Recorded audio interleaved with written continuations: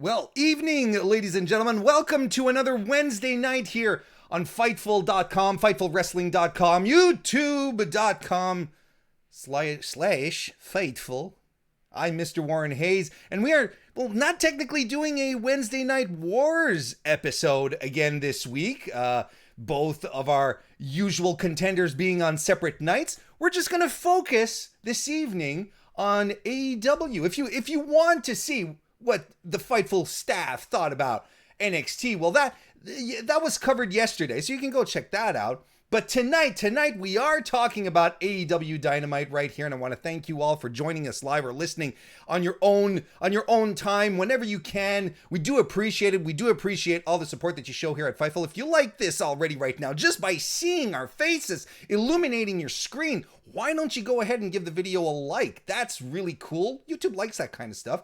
And if you like it even more, let's say we're going on here like, hey, I dig these folks, but I'd like to support them a little more. How can I do that? Well, that's a really interesting question that you're asking yourself, hypothetical viewer, right now. You can head on over to FightfulSelect.com. It is our subscription service, and it's the best way to show some support for everything that happens here at Fightful. And there's a whole bunch of extra content that you get outside of what you already get. Already the oodles and oodles of content that you get on the main site. You get behind the scenes little sneak peeks and little scoopsies there before they show up for everyone else. You get Sean Ross Sapp, who does the backstage report every week. Plus, he also does Q&A sessions. He did a Q&A session where he answers over 125 questions today.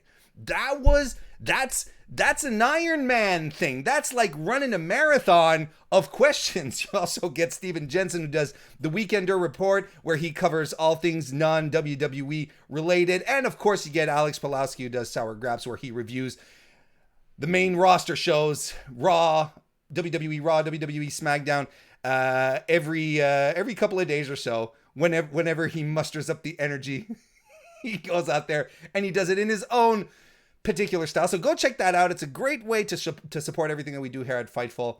We really do appreciate it. And I've been saying we for a while. And again, it's not an ego thing where I talk about myself in the third person. No, we is me and Louis Dangoor, who's joining me again this evening here to talk about AEW Dynamite, the go-home show to All Out. Louis, my boy, how are you doing? I'm doing good, yeah. I haven't seen you since your birthday, by the way, where I wished you a happy birthday on air, by the way. I don't know if you caught that. You did. I saw that in a bit of a hungover state, and then ended up doing the AEW review on the day of my birthday with Sean. No, it was good fun. It was good fun, my birthday, and I'm excited to be back in the flow of things. But not really, because it's just me and you. We're missing our salty, sour friend. But we'll be back, the three of us, once your American sports stop going. Well, I guess, right? I mean, there's a rumor going around, but hey, you never know what will happen. We'll adapt. We'll adjust. We're very flexible. And folks, of course, if you also do want to show some immediate support, if you're watching us here live, you can leave us a super chat, and I will read your question or comment live on the air. Not a problem. And at the same time, just so you know, if I don't read it immediately, if whatever your super chat is about connects with a segment that we will be talking about a little later on, I will keep it for there. I will save it for that moment. Just before we do move on, we got a bit of bad news, at least in the world of wrestling reporting today. Casey Michael, who was the creator and owner of Squared Circle Sirens, women's wrestling reporter, passed away today. Casey has always been very passionate about women's wrestling. He was actually one of the first to actually bring eyes to women's wrestling back when it was not popular. He reported on it, gave the women a platform way before WWE decided to go mainstream with it. And he befriended and supported women in the business on all sorts of levels. And you can tell just how truly supportive and loved that he truly supported and loved he was, just by the outpour of tributes and tweets that are going out there into the world right now. 26 years old is so ridiculously young to be taken from us, but while we've lost an important voice, his passion and his voice nonetheless will continue on. Very sad day for wrestling, for the wrestling world, wrestling reporting, and I'd like to extend our sincerest condolences to Casey on behalf of the entire team at Fightful. Most sincerest condolences to Casey's entire family, his friends, his loved ones. Rest in peace, pal. You've deserved it, and we're going to miss you. One thing that it's a weird way to start off the show, but it was also very important that we did talk about it, and but we're going to get into AEW Dynamite right now. We're going to get into some super chats. TD Stinger actually left us a super chat saying, "Rest in peace, Casey Michael." Thank you, TD, for that. He says, "Honestly, outside of a couple of segments, I did not like this show. For a go home, somehow got me less hyped for All Out." And we got a couple of super chats like this, Louis. Manny Santos left one for us saying, "Wasn't a fan of the show tonight. It felt very weak besides the women's segments," which I don't entirely disagree with. I thought Thunder Rosa and Serena Deeb had a really good match. Maddie B. Wrestling left us a super chat as well. "Something felt missing tonight. Not quite sure though." There's a few of those there, Louis. Give us some overall thoughts of your appreciation of the All Out Go Home show tonight. I thought the first half was pretty good, and then there was a bit of a turning point where it just sort of went a bit downhill and was a bit weak. It by AEW standards, it wasn't the greatest show by any stretch of the imagination. Was it what we would say is a bad WWE show? By no means was it that bad. There was nothing damaging or sort of massively, I guess, wrong. But there were a few bits that I definitely would have done differently, and there was a few bits that I think could have been done differently to get me more excited for All Out and to get people more excited for All Out. But as far as a go-home show goes, this wasn't great. As the super chatter said, I don't know about being less excited, but I'm no more excited for All Out than I was this morning, which is a shame. Yeah, I kind of agree that it. We were just talking about it very, very briefly before we get on the show, because I tell Louis is DMing me during the show. Say, "What are your thoughts on the show?" And I said, "Keep it for the show, Louis. Keep it for the stream. You have to reel this guy in, Jesus. I'm telling you." But we were talking just a bit before we got on, and I said I felt it was on autopilot. Like, I thought we were just like going through a whole bunch of motions, and I'm. Somewhere, at I don't think AEW has necessarily cracked the formula for a perfect go-home show. If my memory serves me right, the go-home show to Revolution was really, really awesome and had a really exciting main event segment. This tonight, hey, let's talk about it. Let's break it down. We'll go into it little by little. We're going to start off with Santana and Ortiz versus the Best Friends. A feud that has been going on for a few weeks now, all including vans and moms. And the Best Friends, they attack Santana and Ortiz as they're coming out before the bell rings. And there's a whole lot of action that happens before the match officially starts, with Santana and Ortiz getting in control of the Best Friends. Trent flies off the stage and onto the floor, body pressing everyone onto the floor. They brawl quite a bit around the floor. Some chairs come out. Boy, oh boy, your boy Chucky T was stacking them chairs like he was playing with Legos. But it all turned against him when Santana actually flipped him off the stage through his stack of chairs, and Chucky T was out for a good portion of the match when it officially did begin, where Trent had to withstand the offense of Santana and Ortiz. There were some really cool spots here. I particularly liked Trent, who was fighting off both guys, tries to hit a spear on Santana on the floor. Santana leapfrogs and Trent drives himself right into the barricade. Chucky T finally gets the hot tag in, hits a Tope con Hilo, Soul Food, and a Falcon Arrow on Santana. Can't put him away though. Trent gets thrown off the apron, back first onto the steel stairs. Santana brings the match to an end when he uses that retractable metal steel unforgiving billy club, whatever it is they call it, the baton, and he clubs Trent with it, and Pride and Powerful get the win with the street sweeper. I know you're pretty excited, I think, Louis, that Santana and Ortiz are scoring wins, looking tough. Can't say I disagree. Give me some thoughts on the match. Yeah, the match was really good. Thought it was fast paced. It was hard hitting. I thought it was really great. You know, I loved about this on commentary. Can't remember who said it, but they said that Best Friends took, or maybe I think they said Best Friends took some inspiration from Darby Allin at Revolution when he attacked Sammy Guevara before the match. Mm-hmm. And I think that just gave it a bit more meaning and importance. Like, okay, they've seen Darby Allin attack his opponent before the match and won, so why not do the same thing? It does make sense. It suited the blood feud element of it. As you said, we've had trucks, we've had mums. We needed a pre-match assault. So I think that was a great bit of commentary. The match itself was really good. Mm-hmm. Two great teams that are doing some good work, especially recently, last couple of weeks with Pride and Powerful, Santana and Ortiz. And hopefully this is the beginning of sort of more of them picking up wins on Dynamite. This is unless it's happened in the last couple of weeks, which I don't think it has, this is Santana Ortiz's first tag win on Dynamite since like January. Wow. Okay. I'm pretty sure. I'd have a tendency to agree with you. I think they might have won a match on Dark, but yeah, I think on Dynamite it's been a while. Yeah, they've won several on Dark.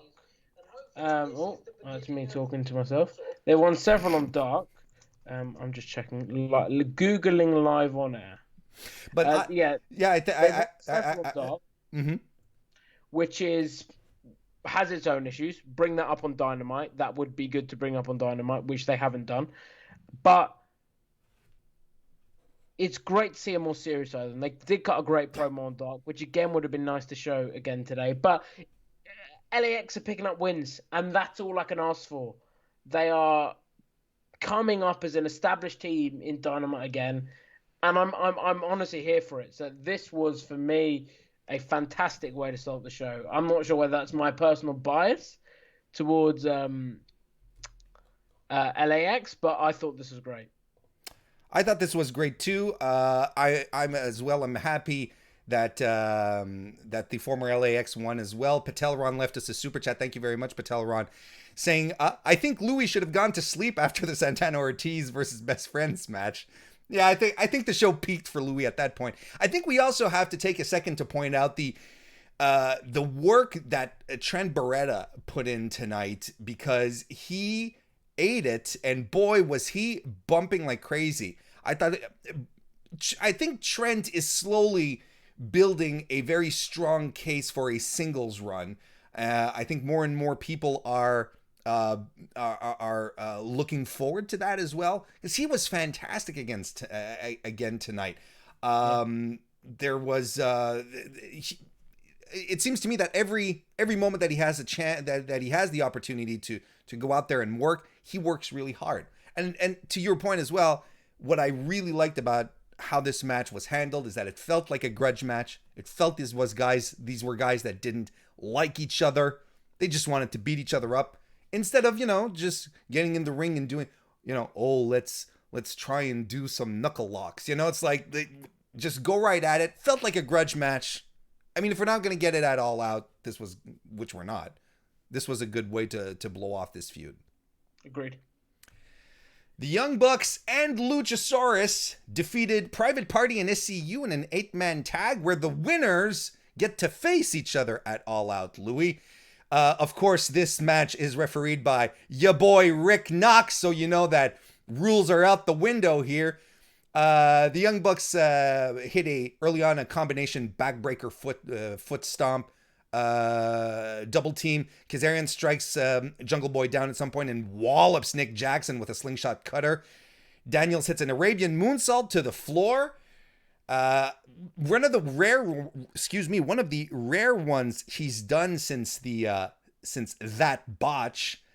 During the commercial in picture in picture, Jungle Boy eats it with a flurry of quadruple team offense. However, he fights back with an Olympic slam, gets the hot tag to Luchasaurus. And Luchasaurus, man, I thought he looked particularly good tonight. I don't know what you thought. He showed off his agility, dodging Private Party's offense and then hitting a moonsault off the apron to SCU on the floor. I mean, we know the guy has a level of dexterity to him, but I thought tonight he looked particularly good and sharp. Everything felt pretty good in regards to Luchasaurus tonight, Louis. Yeah, I thought this match was another great tag match. AEW often does these great multi-man matches. Perhaps they're happening slightly too often. Seems like we get one every week. But I was a fan of this. I thought it was good. Jungle Boy's great. Luchasaurus, everyone involved was great, really. Yeah, fan of this. And All Out, we get Young Bucks versus Jungle Boy and Luchasaurus, which should be very, very good. Mm-hmm. Absolutely, that's what we get as a result. We get a stereo risky business by Luchasaurus and the Young Bucks. And Orange Cassidy hits a swanton. Daniels hits the best moonsault ever, and Mark Quinn a shooting star press. But the Young Bucks tagged themselves in at the end of the match to hit the BTE trigger on Mark Quinn, and they walk away without celebrating. So, like you said, Luchasaurus and the Young Bucks are going to be fighting each other. Now, Louis, in this grand soap opera, which is called The Elite, there's a lot of questions as to who's turning heel, so on and so forth. For a long time, there was a lot of speculation that it was Cody. Then people were thinking Hangman, but you're like, no, Hangman's too over. You can't do that. Kenny Omega's been teasing the cleaner. I personally am thinking the Young Bucks are probably going to swerve us all here, and they're going to turn heels, because I think Matt Jackson he's a little prick. Between you and I think he runs it. How do you navigate these elite waters here? I love it. So for me, the FTR, Young Bucks, Hangman and Omega story is the best thing in wrestling, bar none, at the moment. What I love about it is FTR hit Rock and Roll Excess with the Spike Pile Driver. Mm-hmm. So they're clearly acting like heels. Kenny Omega, particularly if he's in a match with Marco Stunt, acts like a complete dick. So he's a heel, or is acting like one. Hangman Page was last week when he cost the Young Bucks the match completely unfairly. Mm-hmm. And the Young Bucks, in that match, for me, were acting like heels, ripping up the fan sign. Obviously a plant, but the fan sign. Not celebrating. So it can go any way. Everyone's acting a bit like a dick. Everyone's acting like a face in other aspects. You've got the relationships are so multi-layered. I think it's perfect. And I don't know who's turning heel, which is why I love it. In wrestling now, especially doing in the line of work we do, I very rarely am surprised by wrestling anymore, because there'll inevitably be something that someone's reported that then I'll write it up or whatever, and I don't get surprised. But with this, I have no clue where it's going. Mm-hmm. And I love that. It's so rare in wrestling now that I'm like, honestly, I don't know where this is going. And it just makes it even more, such compelling television. So for me, AEW is doing this perfectly at the moment. And yeah, I'm a massive fan. I like the idea of the Young Bucks being heels, because when that's essentially what they were their entire indie run, right? Like that's essentially what they were. Then they started being nice. I prefer them. I just want to look at Matt Jackson and be like, can someone wring this guy's neck? That's it. I do that out of love because he's a great performer and a great wrestler. It's just. Oh, wow. Hey, Jake Hager has his own camera crew, Louis. I don't know if you heard about this. He's been running around with his own camera crew today. And he walks into Orange Cassidy's locker room, sits down next to him. And when you look at them side by side, I'm kind of like, it kind of feels like when dad comes to see you and tells you, well, son, we need to have a talk. And basically he just goes in with a full camera crew to tell Cassidy that that Jericho wants him to be at ringside for his match later tonight. Okay. It was what it was. Evan Wright left us a super chat. Thank you, Evan. He says, I like that I can formulate my own opinion on these guys talking about the elite and say, hey, this guy's a prick and this guy's right, and not be told who to cheer or boo for. Thank you very much, Evan, for the super chat. He's right. Right, Louis? This is something that Cody had said months ago where, he doesn't like, if I'm not mistaken, it was even before AEW had started, where he was saying, I don't like faces or heels. I just like wrestlers doing wrestler things, essentially, right? Yeah, I like having that with some characters. And I think that when you do that with the majority, it means that when you have an absolute prick like MJF, you hate him even more because not every heel is acting like he is. Sure. And there aren't 50 of him on the roster. So yeah, I think that it's good, and it allows the audience to have their own opinions of it. Like, say we both watch, I don't know, Friends. Let's just throw that out there. Yeah, we're both not going to like the same characters. Mm-hmm. You're going to think, I don't know, Rachel's great. I'm going to think Monica's great. You're allowed to have that as a viewer of a TV show, to formulate your own opinion about what you like, who you like, and not be dictated. In some aspects you are, but in others it's nice to have you to be able to make your own opinion. So yeah, I completely agree. I like the way AEW is doing the heels and faces route and sort of the shades of grey that we're getting. Next we have Tully Blanchard and the FTR boys pumping each other up. Pumping each other up. Tully saying, you won the gauntlet last week, so everything's cool. We're gonna get into All Out and we're going to win. Otherwise, we're back into contendership. All right, cool. But that actually leads us into Kenny Omega coming out to meet Tony Schiavone in the middle of the ring to cut a promo for All Out. Sans Hangman Page, though. Got to note that Kenny Omega is wearing a Hana Kimura t-shirt. Hana Kimura's birthday would have been on September 3rd, so a bit of a somber reminder, but a nice tribute at the same time. He says that despite Hangman Page not being there, he hopes that FTR will bring their A game at All Out. And I like how Kenny was referring to All Out as the pay-per-view. The pay-per-view. It felt very old school to me. And I was like, come to the pay-per-view. He wasn't calling by the brand name. I kind of like that. It felt different. Out come FTR with a cooler. They offer Kenny some chocolate milk instead of beer. He said, and FTR says that they can't. It says that they know he can turn down some chocolate milk, but Kenny says, "Sure, I can't, but I can turn down hanging out with a pair of dickhead hillbillies," which was a line I wasn't expecting to hear on a Wednesday night, but I'm okay with that. Things get. So I wasn't expecting to see chocolate milk in my AEW World Tag Team Championship match. You're talking about things we weren't expecting.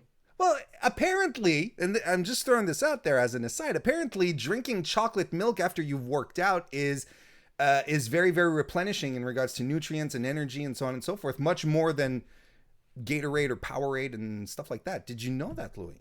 I don't work out, so I don't know. So things get tense, and Adam Page comes out, who looks like he's been crying for the entire week.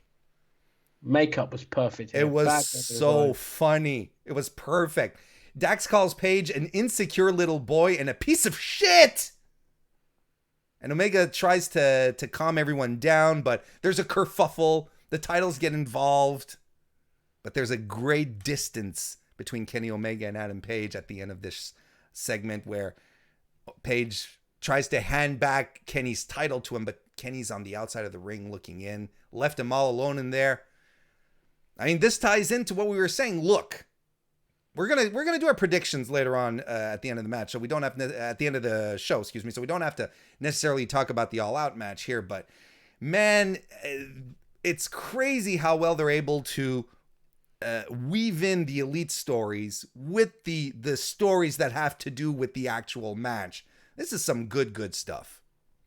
Yep, perfect. Yep. Couldn't have said it better. Good stuff. That image of Hangman Page with the red under his eyes, holding out the title, looking the other direction, and he then looks to see why Kenny's not picked it up, and Kenny's on the outside the ring was perfect. I thought this whole segment was great. Yeah, as we said earlier, massive fan of everything these 4 guys, and then add the Young Bucks to the mix. 6 guys are doing. Next, we got Chris Jericho squashing Joey Janela effectively. I don't think Janela got any offense in here, Louis. He was the perfect guy to put in there with Jericho. Perfect. How so? I mean, he just bumped like a madman, sold like a madman. He was just great. It was, you put him in there with Jericho, and you know that Janela's not going to lose anything by being basically ragdolled by Jericho, and Jericho comes out looking sadistic and sort of like a big heel. I thought this was great. This was a perfect squash for Jericho. The post match was pretty good as well. I kind of, my heart was kind of broken because it's literally Chris Jericho fighting the Jericho-holic version of himself, right? That's always what I mean, Janela coming out with the braids and everything, he sort of had a little fun with his hair, despite the fact that it wasn't like the top ponytail that Jericho used to do. You know that was part of it. People make the comparisons. They're very, very much alike in their sort of sleazeball kind of energy that Jericho had back then as well. It was fine. I was just surprised at how much of a squash it was. Orange Cassidy did come to ringside to watch the whole match. And this is essentially Jericho just beating Janela down. Janela tries at some point to get some offense in with a springboard off the ropes, but Jericho catches him into a code breaker. The walls of Jericho put him away. And that was that. After the match, Jericho exposes a turnbuckle, rams Janela's head into it, busts Janela open, and there he starts rubbing Janela's blood on his t-shirt, an Orange Cassidy t-shirt, mind you.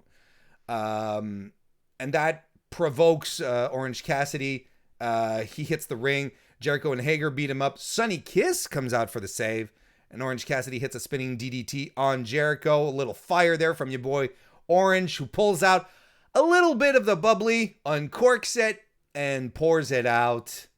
What an insult. Honestly, we'll talk about a way to get to the man. But yeah, no, I thought this was good. Effectively built to the pay-per-view. I'm not that enthralled about seeing a Mimosa Mayhem match. I'm also not that enthralled about seeing Cassidy Jericho for the 3rd time in like 6 weeks, because, well, I called it about 2 months now, because their second match really wasn't that good. But I mean, listen, Jericho pulls out on the big stage. Cassidy's over as hell with the crowd. So no, I think this will be really good, and this will have the 500 odd fans that they'll have a All Out, which should really help. Which would probably help. I agree, folks. Remember, if you leave us a super chat, I will read your question or comment on the air without a problem, and give the video a thumbs up if you haven't already. That's always nice. We get a Sammy Guevara Matt Hardy recap. And then we get a super chat from Eloquent. Thank you very much, Eloquent, who says, I liked the show, but that Battle Royal segment was way too long. Let's talk about that. This was bad. Well, look, I think there were a couple of little sparkle moments, but here, Team Taz comes out. This is how it all starts. And they come out, and he puts over Brian Cage and Ricky Starks as either of them winning the Casino Battle Royal, because this is what we want to hype up here.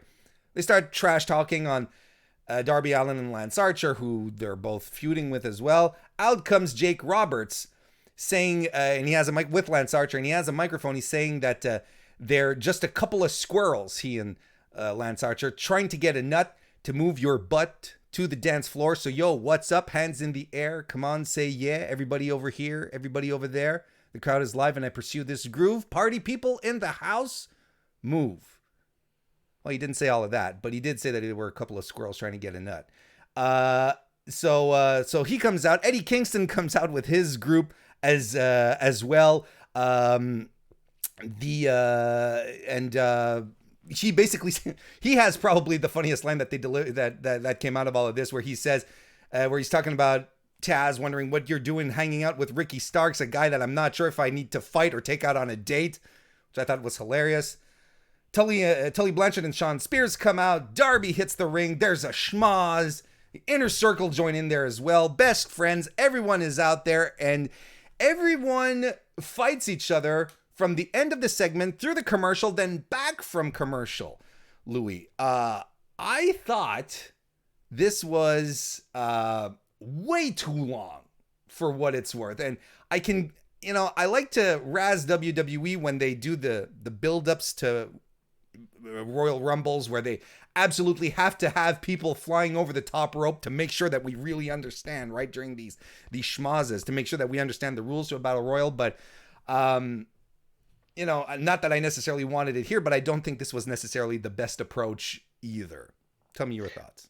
So you guys, I'm not sure on your feed, but on my feed, so I watch on the Fight app, and the show, so I don't get sort of commercial breaks, I just get continuing. So this felt like it went for about 6 hours. I think I fell asleep at one point and woke up again. But no, this was long. This was really long. And you didn't have that sort of with the WWE, when they do it, at least. It's short, it's quick, and you have that one person going in who sort of throws everyone over the top rope, stands in the middle of the ring and gets the heat to move forward. It just sort of seemed like it was there, and there was just people brawling. There was no progression. There was no sort of big reveal at the end, no big sort of crowning moment. It was just there. Eddie Kingston's great promo. That's possibly the only positive I'd take from this. Jake Roberts, for me, doesn't cut it in 2020. He was great in the pre-tape stuff that they were doing with Lance Archer when he debuted, but now it's just not working for me. This really didn't make me excited for the Battle Royal. But we'll see how it goes. I think that it'll be better than last year's because the names are more established. Mm-hmm. But we'll see how it is. I wasn't impressed with the segment either. I thought it went on really too long for what it was worth. You really could have done something else, any type of other video package, or stretched out the time on a match a little bit. I felt like this went long. For some reason, I just felt like it went long. Coming back from commercial and they're still fighting and nothing happened. That's the thing, is that if we had come back from commercial and then at the end you have Lance Archer literally destroying everyone and he's the last guy standing in the ring, then you're like, oh, I get what they're doing with this. But no, it's sort of just like, when it's like when you're listening to music and the song fades out instead of coming to an end. It's like, what, you couldn't figure out how to end your song? When you're going to play it live, are you guys going to play it and then start playing softer and softer until... Yeah, well, it wasn't good. No, it wasn't good. Thunder Rosa defeated Serena Deeb, both having their AEW debuts tonight. Thunder Rosa, of course, will be challenging Hikaru Shida this weekend at All Out, which is probably the match I'm most looking forward to this weekend. And Serena Deeb, a Mae Young Classic 2017 competitor. She was part of the pack of WWE releases back in April. So that was nice to see her here. And this was a good match, Louis. There's some takedowns to start. They trade some strikes. Deeb works down locks in the arm and starts working on Thunder Rosa's knee, which was really good. She hits a backstabber and an octopus on Rosa, who fights back with a Meteora, hesitation basement dropkick, a Death Valley driver, and eventually gets the Thunder driver for the win. If you're an AEW viewer and you have never been acquainted with Thunder Rosa's work, I'll tell you, Louis, I think this was a good way to get introduced to it and be like, yeah, this lady can go. I actually disagree. Go ahead. So, let me preface this. This was a fantastic women's match. Possibly the best women's match we've seen on Dynamite in quite some time. Agreed. I have long been asking for longer women's matches on Dynamite, and I've long been asking for women's matches that mean something on Dynamite. And this did feel like it meant something. Firstly, Tony Khan phone Serena Deeb after this show, or get her backstage after this show, sign her to a contract. She hasn't wrestled since 2017, and she was great. Putting her in there with girls like Anna Jay, girls like Tina Oconte, who might not be the most experienced, will be perfect. And here's the thing, Louis, the thing that we have to underscore here, she's TV ready. You could tell. I mean, you go to the PC, they prepare you to work with cameras, right? Mm-hmm. You could tell in how she was fighting, she was ready for TV. Yeah, and that was great. However, this wasn't what Thunder Rosa needed for me. Didn't feel dominant enough. It felt too back and forth for me. Perhaps like, oh, who's going to edge it? She should just come in. So here's what I would have done. Perhaps had her have this exact same match with Penelope Ford. Mm-hmm. Beforehand, shave 10 minutes off or 15 minutes off the brawl segment from before and show Hikaru Shida some clips of her match with Penelope Ford from Fyter Fest. Show those two went long. They had a long match, back and forth match. Mm-hmm. Show that, and then have Penelope Ford come in, cut a promo before going, you know what? I might not have beaten Hikaru Shida, but I sure pushed to a limit. You're just going to overlook me, and you're looking at Hikaru Shida. You can't do that, because I'll kick your ass right here, right now. Have that, and then have her go long with someone that Shida's gone along with. Because fans that don't know Serena Deeb, she didn't get an entrance. So she got the typical jobber entrance that we see from the women in AEW. Mm-hmm. When they sort of, Hikaru Shida faces Jobber X, and Jobber X doesn't get an entrance. She's in the ring already. Hikaru Shida comes in, kicks her head off, wins. Thunder Rosa, if you're not watching AEW, don't know who Serena Deeb is, haven't watched wrestling for a while, you see her, and she comes in and she faces this person that we don't know, we haven't seen before, and she just doesn't win automatically. You're thinking, okay, it's not someone that I've been told is a big deal. Right. So why is this match going so long? Mm-hmm. Thunder Rosa doesn't look amazing coming out. But as I've said before, we got a lovely women's match, a long women's match, and I am more than happy with that. And I agree, and I'm glad you brought that up. Because that's sort of like my underlying point. Not the underlying point, but the secondary point I wanted to bring into this. Because absolutely, this was a good match that we got. I do question. This is something that I'm going to say too many things at once. This is something that AEW does a lot, right? Is that they'll have their trainee talent or their unknown talent have competitive matches with established talent. And I understand why they want to do that because, well, that's how you get your under talent to improve. That's how you get your younger people to improve. You have them have competitive matches with established wrestlers and everyone works together and there's experience that's gleaned out of that. And I get it. And I applaud them for doing that type of situation.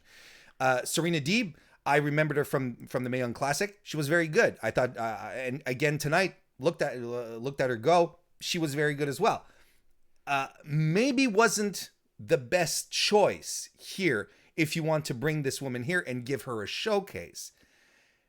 For the two reasons you said. On one hand, you want Thunder Rosa, who is an unknown commodity to AEW. You want her to come in and look and come in and be like, hey, she is a legitimate threat to our women's champion. Look how she just chewed up this person that you guys don't know. She just chewed her up and spat her out. But this is not what we got. As wrestling fans, we were entertained. As far as Thunder Rosa being established as a threat to Hikaru Shida, I'm not convinced either. But then again, I'm familiar with both of their work, so I know we're getting a good match regardless. But I still understand I completely agree with you on the part that maybe this wasn't exactly the best way to go about it. But I thought this was a good match. That's the thing, is that, and I was talking with other people while we were watching this. We were talking more about Serena Deeb. We were like, why aren't they? I mean, hopefully they'll sign her, right? This is what we're talking about. And I'm like, kind of a weird situation where this is what. And I'll tell you what this missed. This is what really, really missed in this situation here was Hikaru Shida coming out in a nose-to-nose confrontation with Thunder Rosa. I was going to say, you ruined my little joke there. I was going to say, at least Thunder Rosa looked great in the post-match where she went toe-to-toe with Hikaru Shida. But where was Shida, man? Where was she? I don't know. It's weird, right? It's weird that you don't have your women's champion on the go-home show.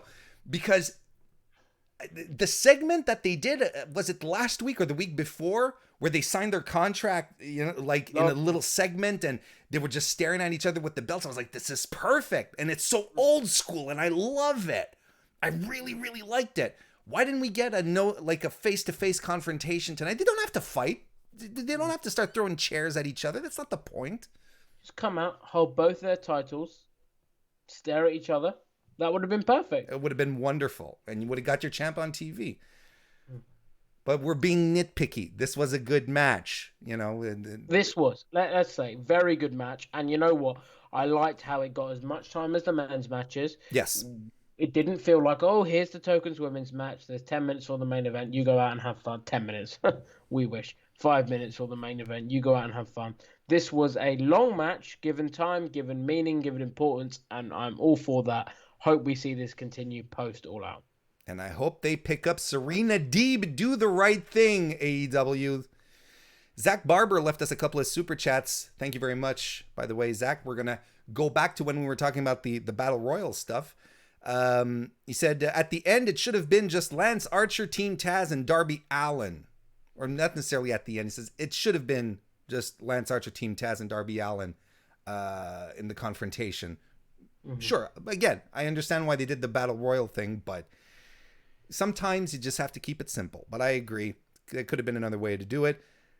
Zach also says in a second super chat, oh, and Louis, don't besmirch the good God name of Jake the Snake Roberts. LOL. He's got his opinions, man. If he doesn't like Jake, there's very good reasons, right, Louis? I think it's because he's in the same. He's in the same segment as Eddie Kingston and Taz, and he's just not on their level. That's probably why I'm being a bit of a nitpicker. When you pair him up against those two, it's just sure. Eloquent left us a super chat, and I'm going to read it right now. Thank you very much, Eloquent. He sort of reminded me of this. Having Excalibur back was a breath of fresh air. That Excalibur was back on commentary tonight. After a couple of months off, a little impromptu time away. What'd you feel like? What'd you feel, Louis? Do you think good to have him back? I know there were very mixed feelings around the internet. Some people were missing him. Some people were like, it feels good without him.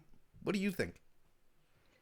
As a commentator, I missed him. Him saying, "Oh, it was an extended siesta," was an interesting choice of words, right, considering why he was off TV. Wouldn't call it a party. But great to see him back. He's a fantastic commentator. He was great during the women's match. He Excalibur's great. Don't need to say much more. I agree. Big Swole is on the outside of the ring, chatting with Tony Schiavone. She's wearing a Black Panther t-shirt to honor Chadwick Boseman, who also passed away this week. She says Britt Baker's been ducking and dodging her, and they're going to be having a tooth and nail match at All Out on the pre-show at the buy-in. We're going to talk about that during our predictions, though. Not just yet. Reba arrives to break up the little interview, delivering pizza for Tony, and that distracts Swole enough for Britt Baker to arrive and crack a crutch across her back. And they push her face into the pizza. She applies the lockjaw. I mean, well, I guess we could talk about it right now as well. This is the last push for this feud that's been going on for months. One of the only things that AEW has been doing with its women's stars, with Britt, with Swole. It's one of the longest running feuds that they have, consecutive running outside of or storylines, let's put it that way. Outside of the elite stuff, this is the second longest one they had going. And they're going to put it on the pre-show, Louis Dangoor. So, as I said to you just before we started, the only excuse for this is that the feud isn't ending. This is a way, if Britt can't have a full match and they want the feud to blow off in a full match, that they'll do it this way as sort of a funny, more of a skit in Britt's, perhaps even do it at a dental practice than an actual segment, than an actual match.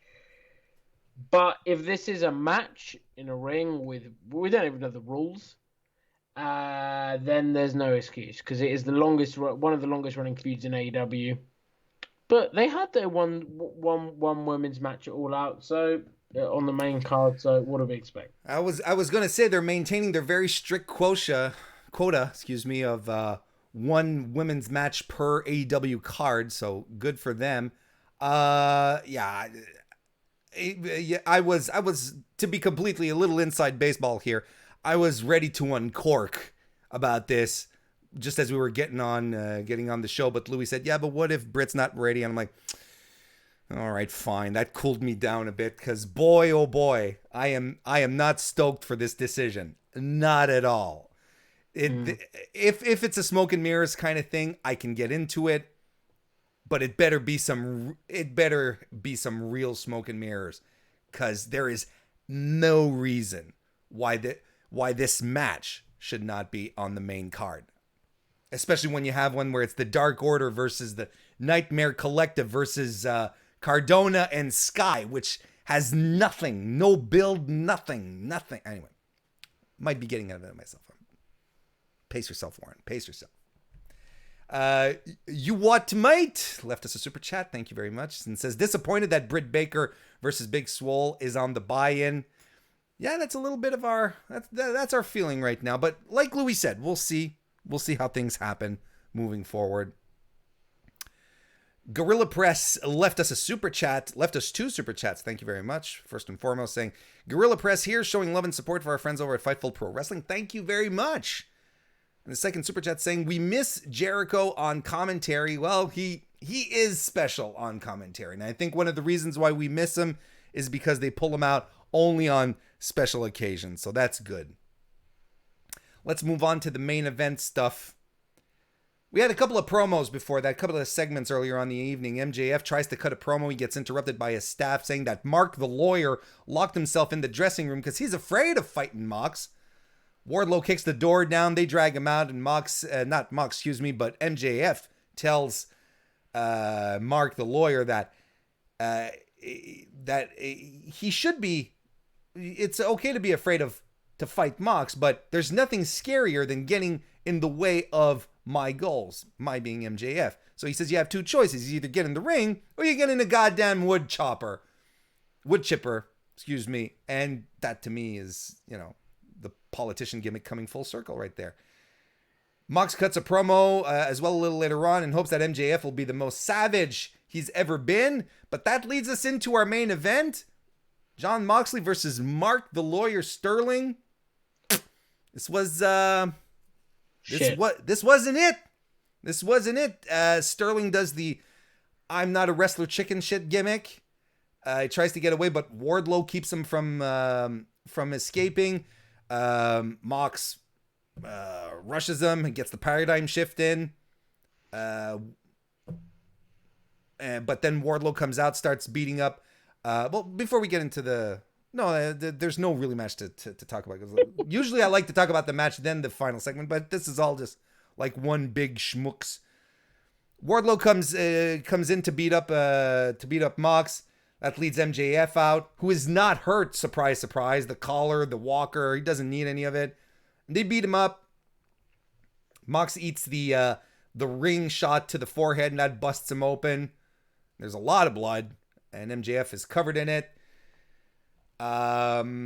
This is the kind of segment where I start noticing things like MJF has lizard lips because there's nothing much going on in the match. Louis, I didn't care for this as the go home segment. I thought it was a little boring. It was goofy. It was bad. It was not the go home segment for a world title match that AEW normally does so well. It was goofy comedy. It was just poor. I wasn't a fan of this segment. The post match saved it somewhat, but put over the wrong people for me. Made me feel sorry for Wardlow Moxley. That's not what we're getting on Saturday. But no, the closing shot of MJF holding the title over Moxley, who was bloody on the floor, did look good. But this whole match, I didn't need it. And if I did need it, it wasn't today. My main issue, though. Pardon me? Right, my main issue. So I brought this up to Sean last week.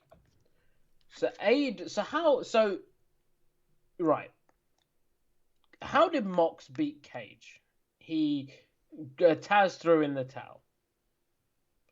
He beat Brody Lee at Double or Nothing by submitting him. So he hasn't won his last 2 pay-per-view matches with the paradigm shift. If the story was going into this, MJF gets the move ban, and then Mox cuts a promo today and goes, you know what? You thought you were smart. I'm going to show you a little video package of how I won my last 2 matches. I didn't use the paradigm shift. I already know I can beat you with another move. I've done it twice before to 2 guys bigger than you. You think you outsmarted me, but you didn't. That would have been perfect. Shows the babyface outsmarting the heel. It's great. But this just feels like a glaring omission now. Mm-hmm. Why has it not been brought up? It seems like for AEW, a very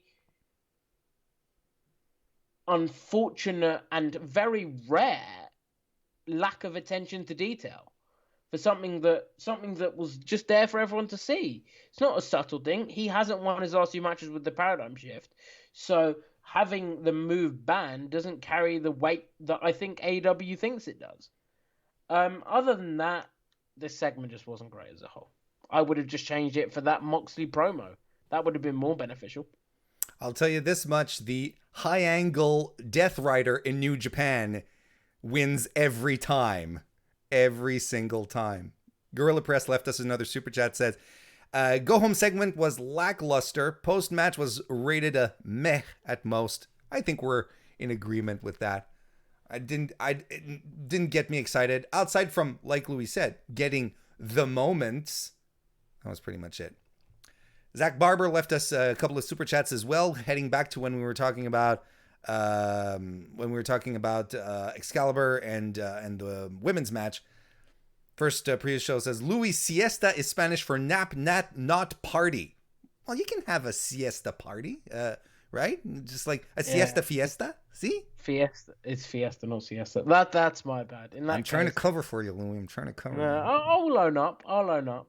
In that case, I'm very sorry, Excalibur. It was great to see you back. I thought I got confused with my fiesta and siesta. I apologize to Excalibur. It's all right. And he also says, in the other super chat, thank you again. I look at it this way about the women. We have a reason to watch the pre-show now. Sure. I was going to watch it anyway, but it's just weird. I don't think there's any other feud being built for 3 months that would end up on the pre-show. But anyway. So if you want people to watch the pre-show, put flipping John Moxley MJF on it, because I presume that's what the pay-per-view is about, right? Watching the Hey, pre-show. put Jurassic Express and the Young Bucks, you'll get all the flippy shit you want. People like Jim Cornette can just watch the pay-per-view now. There you go. So we're going to go through. So that was AEW Dynamite. The go home show felt like a very go homey show, but we are going to do our quick fire predictions for AEW All Out this weekend, Saturday, folks. I hope you're stoked. I am as well. So let's start. Not quite sure. We're not quite sure, aside from the women's match, who's going to be on the buy-in or not. So we're just going to run down the card here. Britt Baker versus Big Swole. I kind of see Britt Baker getting her heat back here. I think she gets the win. What do you think, Louis? Yeah, I think she does too. And then we build to an actual match with Swole, and Swole gets the win. So I'm going for Britt. Right. Matt Hardy versus Sammy Guevara in a broken rules match. If Matt Hardy loses, he must leave AEW. Look, these kinds of stipulations, we know what they mean in the world of wrestling, but I think Matt Hardy wins. Yep, me too. Jurassic Express versus the Young Bucks. I don't think the Young Bucks are losing on All Out. I really don't. Me either. The Dark Order, composed of Brody Lee Colt. The Dark Order. No, it's not going to be Brody. Who are all? Yeah, that's right. It's an 8-man tag. Excuse me. The Dark Order, made up of Brody Lee, Colt Cabana, Evil Uno, and Stu Grayson, versus Matt Cardona, Scorpio Sky, and the Natural Nightmares. Of course, Dustin Rhodes and QT Marshall. I mean, if there's a match that I really that could just happen and I really don't care about, this is probably it. But I think the Dark Order's on a roll. Yep, agreed. Poor Brody Lee. If Cody was champion, we'd be getting a singles match on All Out. So shame for Brody that we're not. Doesn't really help with the title. Feels like a step down for the title and a step down for Brody after that killer angle a couple of weeks ago. Right? But yep, I'm predicting Dark Order as well. We're going to have our 21-man Casino Battle Royal. Darby Allin, Lance Archer, Brian Cage, Ricky Starks, Pentagon Jr., Ray Phoenix, The Butcher, The Blade, Eddie Kingston, Sean Spears, Billy Gunn, Austin Gunn, Jake Hager, Santana, Ortiz, Chuck Taylor, Trent, and the 21st entrant, mystery to be announced. I think, these... The Casino Battle Royals have always been difficult to predict because usually the last entrant has a lot to do with the result of the match. So maybe that'll be something here. Are we expecting a big surprise here, Louis? I think it could be someone from NWA. Maybe Nick Aldis. Maybe Nick Aldis, right? Eli Drake. I think Rowan. Who knows? Look, there's Rowan, maybe, at this point. Who knows? There's only so many surprises, though, that you can handle at this point, too. We'll see what happens. I mean, we've seen it in the past. They bring in someone for the Casino Battle Royal for one shot, and then they leave. As long as whoever wins is someone who can benefit from this, right? Because the winner will get an AEW World Championship title match. So maybe it'd be nice if someone from the established roster actually did win, as opposed to another outsider coming in, then earning an instant shot here. Hikaru Shida will defend her AEW Women's World Championship against Thunder Rosa, who is the NWA World's Women's Championship. I don't think it's a big surprise here who's going to win, but we're in for a treat. Yeah, this should be really good. Yeah, I'm going for Hikaru Shida, and this should be a fantastic match for her. I'd like to point out that Thunder Rosa had the best match of the entire NWA Power era, not just women's match, the best match against Sienna, Allison Kay at Hard Times earlier this year. If you guys haven't seen that match, you should check it out. It is awesome. Kenny Omega and Adam Page. That's why they pay me the big bucks, folks. Will be defending their AEW Tag Team titles against Cash Wheeler and Dax Hardwood, the FTR boys. I kind of see FTR coming out with the win here. Yep, me too. I hope so too. Do we get a turn? I don't think so right now. But yeah, I see FTR picking up the win and winning the titles. I feel that there's going to be a lot of elite shenanigans in this match. There's going to be a lot of stuff happening. I'm really excited to see how the story plays out. Should be a good match too. Chris Jericho versus Orange Cassidy in a Mimosa Mayhem match. Match can be won by pinfall submission or throwing the opponent in a tank of mimosa. Who you've got? This is the rubber match essentially between these two. Who do you got?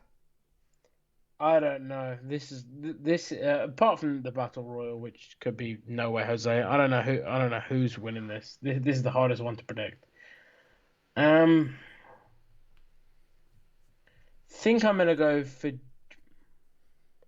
Is Jericho's rock band? Well, they're going on tour anyway, regardless of COVID. Oh yeah, they just don't care.